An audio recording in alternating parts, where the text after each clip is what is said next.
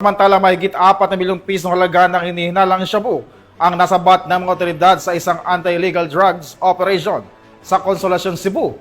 Ang matagumpay na operasyon ay bahagi ng patuloy na kampanya ng pulisya laban sa illegal na droga sa rehiyon. Patrolman Judith Nicanor sa report.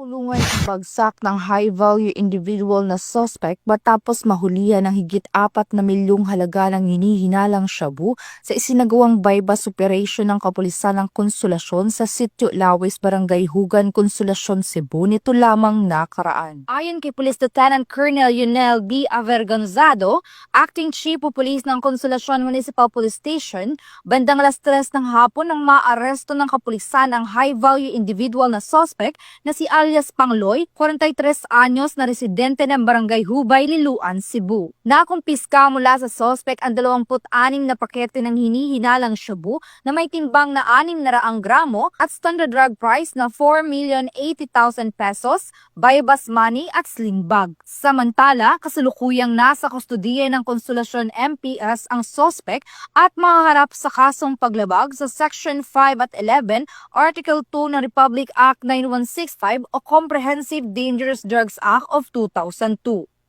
First and foremost, I would like to thank the community for their invaluable support that led to the successful arrest of one of drug personalities in our AOR. Your cooperation is the key in our continued fight against illegal drugs. To those who are still involved in illegal drug trade, stop your illegal activities now before the law catches up with you. Together, we build a safer and drug-free community.